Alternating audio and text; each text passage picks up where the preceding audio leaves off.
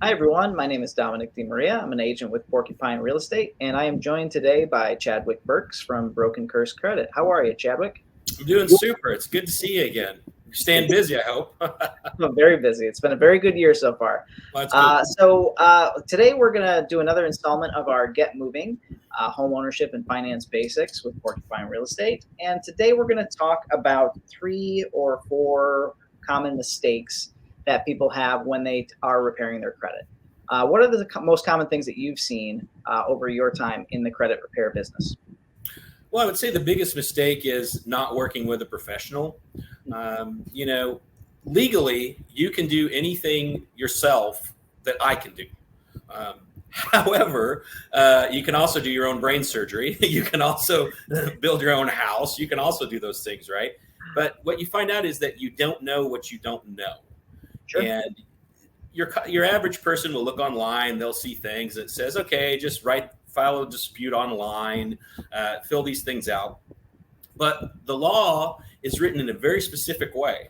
And if you don't follow the law exactly how it says, then the credit bureaus are not obligated to do anything. So that's the first mistake. You do some things online, and here's a little secret tip. The bureaus try to push you to do everything online. But the way that the Fair Credit Reporting Act is written is you have to do everything via snail mail. If you don't, then the bureaus are not obligated to do anything because it's no longer a dispute. It's simply a notification if you do it on the internet. So many people will fill out a dispute online and it does nothing. It's pointless. The bureaus do that on purpose. So there's also a very important order in how you do things and which parts of the law apply to which things.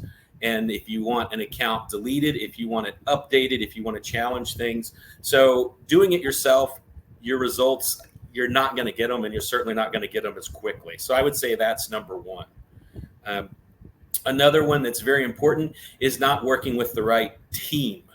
So to be successful in credit repair for an end game, you need a good team around you. Because let's face it, most people are getting their credit repaired because they want to buy a house or they want to buy a car. It's not most people. Some people just don't wake up and go, I fix my credit today. There's always a goal. And so you need a good realtor that is going to identify when credit repair is needed and make a realistic time frame. And you need a good lender who is going to let the credit repair specialist do his job and work together so they can coordinate credit pulls and coordinate closings.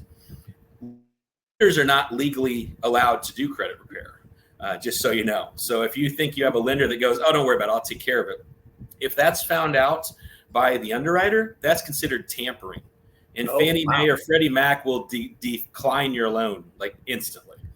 I'm licensed to do credit repair and bonded to do credit repair. So what I do does not fall into those categories. But a lender can use the services of somebody who can do credit repair. Absolutely, as well they should.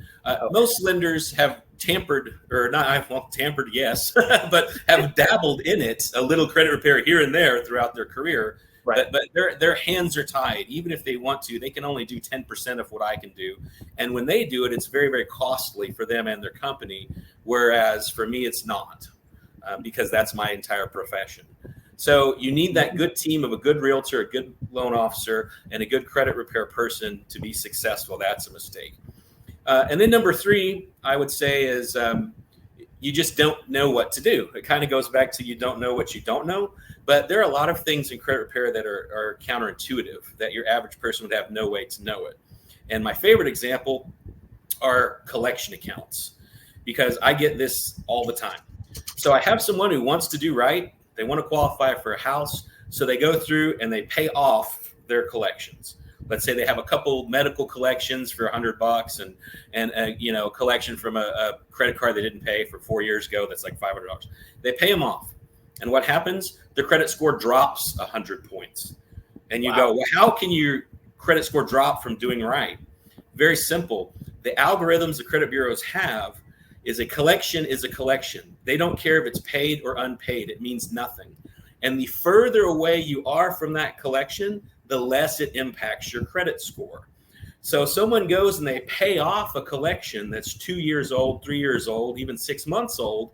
Now the credit bureaus update the action date to paid, and the credit bureau algorithms see it like you got a collection yesterday instead of 3 years ago, because the date of action updates to today because it's paid off and your score tanks. That's very counterintuitive. It's not what you would expect. It is, and it makes no sense, but again, the bureaus don't care. So there are ways to get those collection accounts removed legally where you don't have to pay them off. And like I say before, we follow the law here. Always have, always will. We don't judge right or wrong. That's not our business. You're presented with the information. This account has this balance. You cannot be sued for this account by law under the statute of limitations. Here's what happens if you pay it off or not. And then they make that decision. Well, I'm sure there's countless more situations that you could talk about. Oh, yeah.